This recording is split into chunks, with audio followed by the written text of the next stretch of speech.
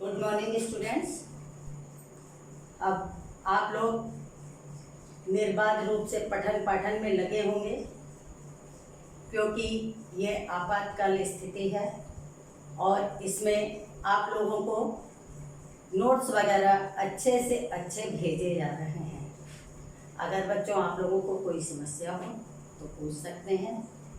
और मैं सुधा श्रीवास्तव, हिंदी प्रवक्ता, आपको आज श्रद्धा मनु का जो कामायनी महाकाव्य के तृतीय सर्ग श्रद्धा सर्ग से आपकी पाठ्य पुस्तक में संकलित है, उसका अंतिम भाग में आपको पढ़ाने जा रही हूँ।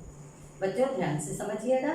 अगर कोई समस्या है तो आप मुझसे पूछ भी सकते हैं।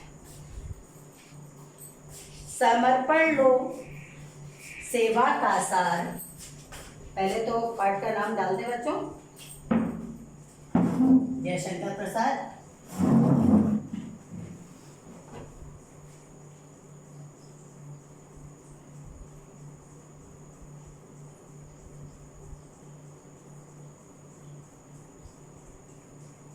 श्रद्धा मनु।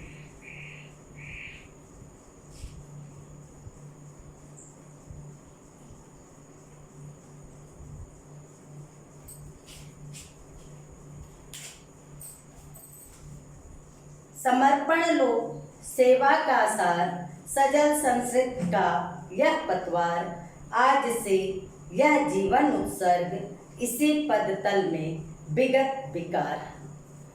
यहाँ पे श्रद्धा जो है मन को मानवता के कल्याण के लिए प्रेरित करती हैं और नवीन सृष्टि की रचना के लिए स्वयं को समर्पित करती हैं।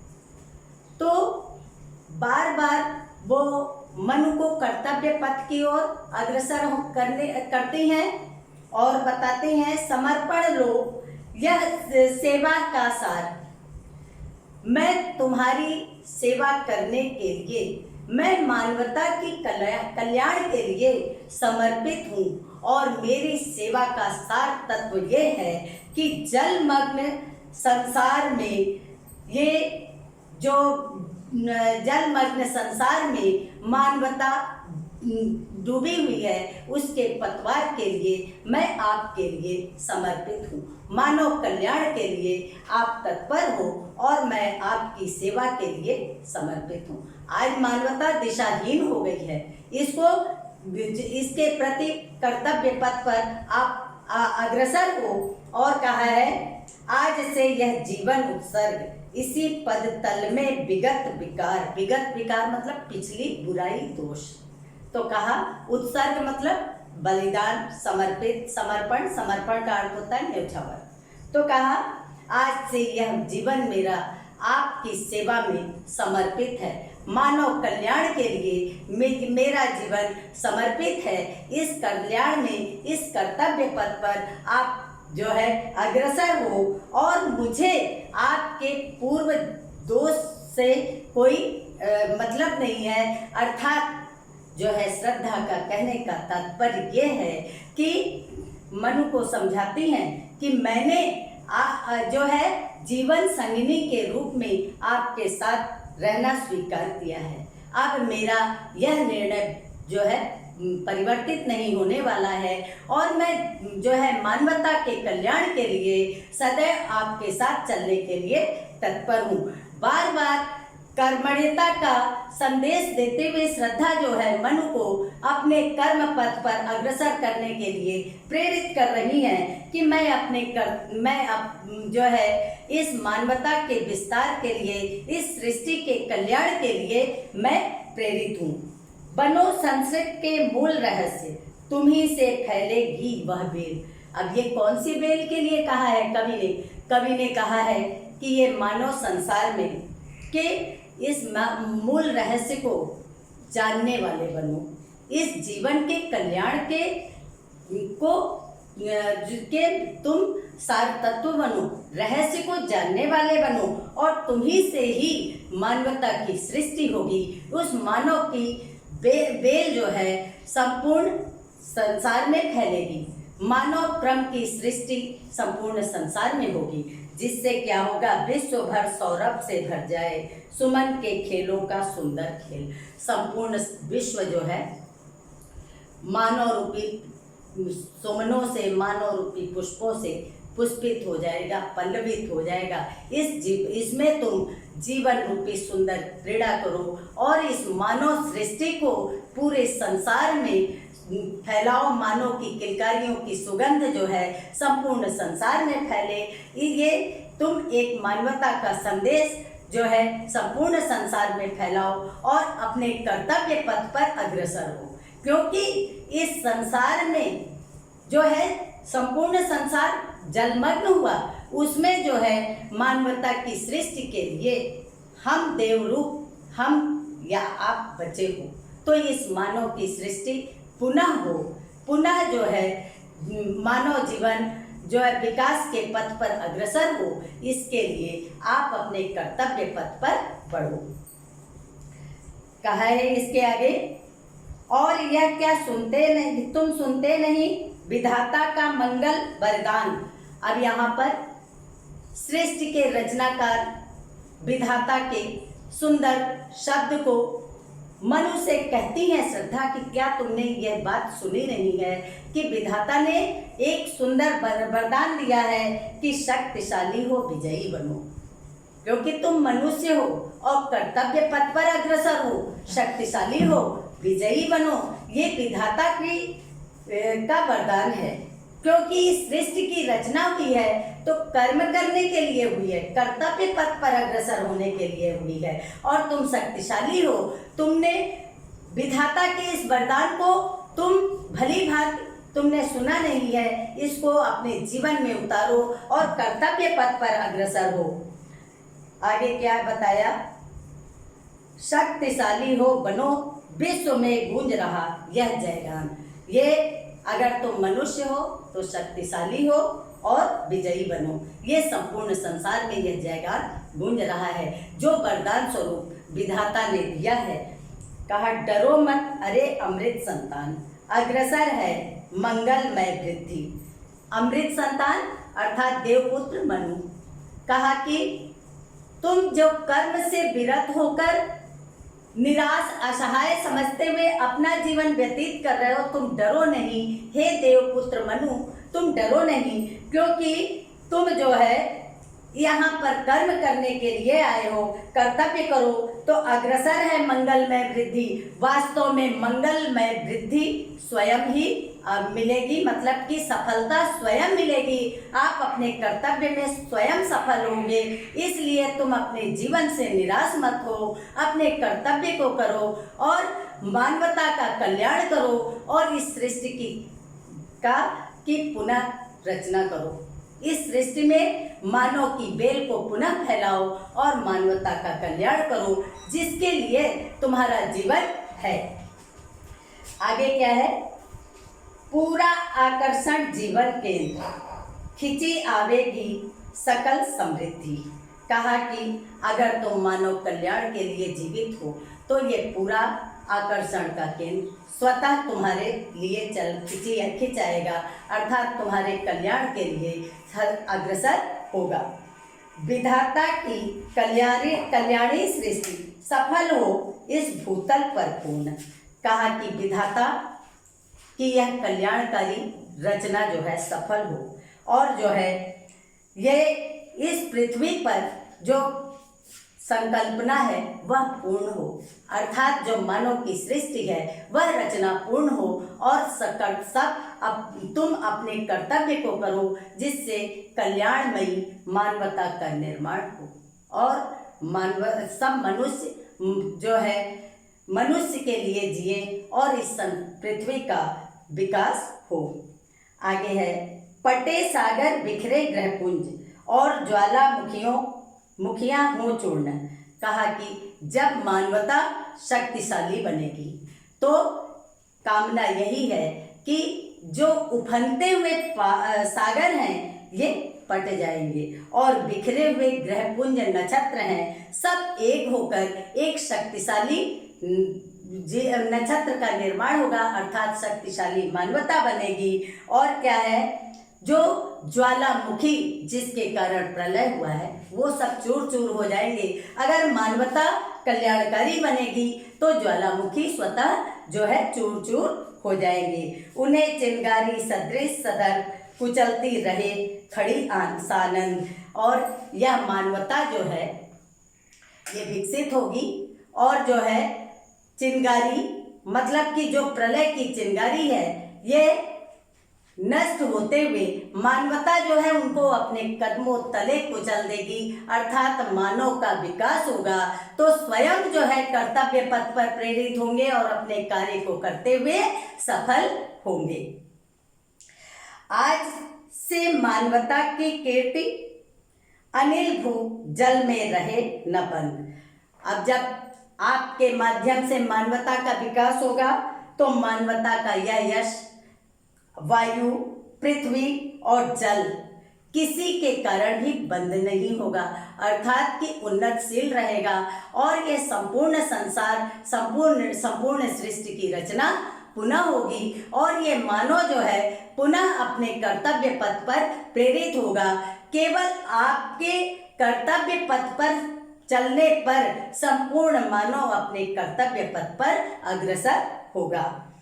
जलद के फूटे कितने वत्स, दीप कच्छप डूबे उतराए। जलद समुद्र, कहा कि जब प्रलयकारी दृश्य हुआ था, सब कुछ समाप्त हो गया था, तो क्या है कि इस समुद्र से कितने स्रोत डूबे और उतराए थे, कितने स्रोत ने इस पृथ्वी को नष्ट करने के लिए उपाय किए। इसमें कच्छप, अनेक जीव जंतु, कच्छप, दीप सब जलमग्न हो गए थे, डूब रहे थे, उतरा रहे थे, नष्ट हो गए थे और संपूर्ण पृथ्वी पर, संपूर्ण विश्व में प्रलय ही प्रलय था, जलमग्न था।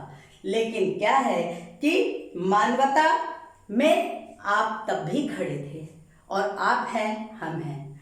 तो इसका मतलब मनुष्य दृढ़ है, मनुष्य की सृष्टि नष्ट नहीं होने वाली। संपूर्ण संसार नष्ट हो जाए लेकिन मनुष्य की सृष्टि नष्ट नहीं होने वाली है, किंतु वह खड़ी रहे दृढ़ मूर्ति, अभ्युदय का कर रही उपाय।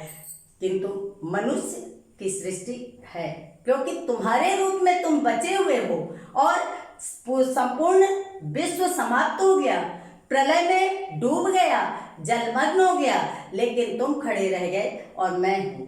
तो ये संसार की सृष्टि पुनः है, अर्थात मनुष्य दृढ़ है, उसको नष्ट करना असंभव है।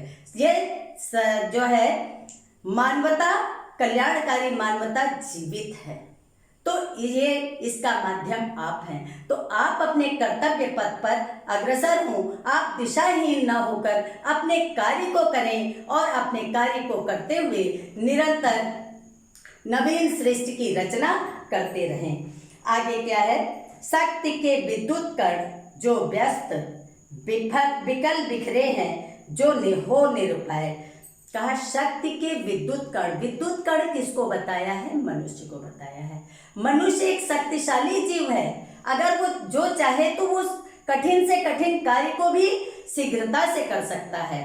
तो जो है शक्ति के विद्युत कण अर्थात मनुष्य जो है बिखरे हुए हैं, इधर उधर हैं, अगर वो जो है साधनहीन अपने को दिख रहे हैं, अगर वो एक में हो जाएं तो पुनः एक नई नवीन शक्ति की संरचना हो और बड़े से बड़े कार्य जो है सफल कर सकता है, सार्थक कर सकता है। ये मनुष्य अपने परिश्रम से कर सकता है, समन्वय उसका करे समस्त विजयनी मानवता हो जाए। कहा कि अगर मनुष्य की भावना केवल कल्याणमयी हो, वो मानवता के लिए जीवित हो, वो एक दूसरे को जो हानि पहुंचाने के लिए ना हो, सब एक होकर जीवित रहें, तो वास्तव में वसुधैव कुटुंबकम की भावना जागृत हो और मनुष्य कर्तव्य पथ पर अग्रसर हो और अपने महान से महान कर्तव्य को करने में सफल होगा। ये जो है मानवता जीवित होगी। ये श्रद्धा जो है मनु को कर्तव्य पथ पर प्रेरित करते हुए मनुष्य की शक्ति का परिचय कराती हैं और बताती हैं कि तुम अपने कर्तव्य को करो, कर्तव्य पथ पर अग्रसर हो तो वास्तव में मानवता जो है तुम्हारा साथ देगी और वास्तव में मानवता विजयी होगी और एक शक्ति मिलेगी जिसमें कि अनेक विद्युत कण अर्थात मानव जो है अपनी बुद्धि से इस संसार का विकास करेगा, इस सृष्टि का क्रम चलता रहेगा और अनवरत रूप से सभी कार्य संपन्न होंगे, मानवता विजयी होगी और संपूर्ण शक्तियां जो है विजयी होंगी और इस दृढ़ शक्ति के आगे बड़ी से बड़ी कठिनाइयां भी परास्त हो जाएंगी। जब संपूर्ण प्रलय की स्थिति में मानव ने उस प्रलय को परास्त कर दिया और सृष्टि का क्रम अनवरत चलता रहा तो वास्तव में कर्मण्यता ही विजयी हुई और कर्तव्य पथ पर अग्रसर हुए। बच्चों, ये श्रद्धा मनु की व्याख्या पूरी हो गई। इसकी हम आपको काव्यगत विशेषता बता दे रहे हैं। इसमें काव्यगत सौंदर्य लिखेंगे आप लोग, ध्यान रहे। काव्य सौंदर्य में प्रायः पूछा जाता है। अब तो आप लोगों में जो है इससे संबंधित प्रश्न आने लगे हैं। तो पूछा जाता है, कुछ पंक्तियां दी गई कि उपर्युक्त में कौन सा अलंकार है, कौन सा छंद है या किसके लिए प्रेरित किया गया। तो इससे संबंधित काव्य सौंदर्य में आपको बहुत से उत्तर मिल जाएंगे। काव्य सौंदर्य,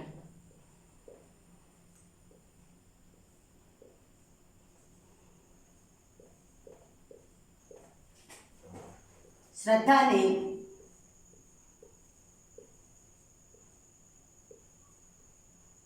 मनु को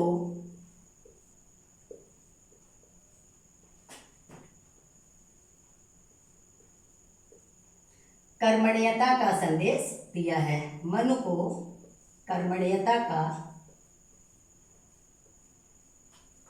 संदेश दिया है।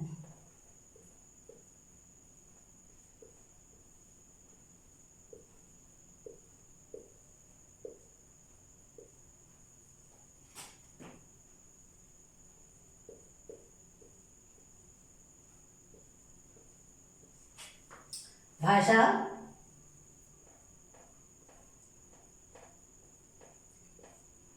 संस्कृत निष्ठ खड़ी बोली।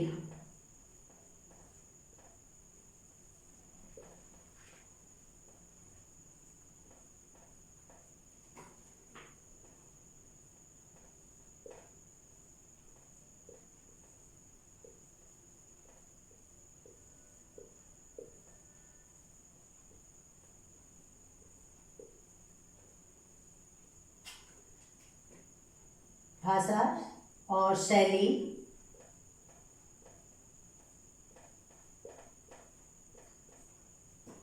प्रबंधात्मक,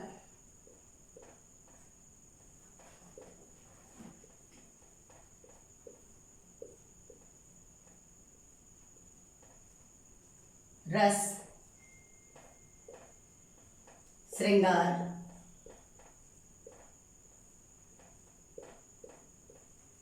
छंद,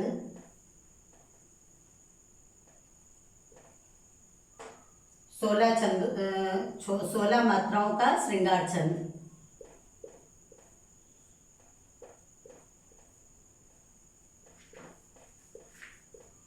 सोलह मात्राओं का श्रृंगार छंद।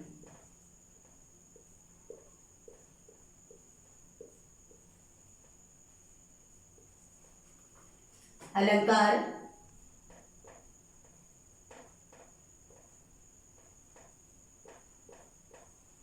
अलंकार में रूपक,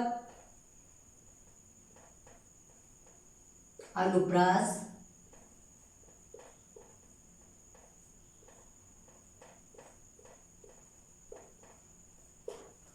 फिर शब्द शक्ति,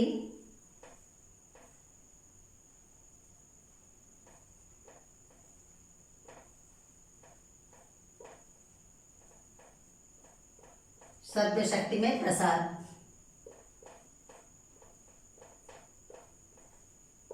गुण माधुर्य।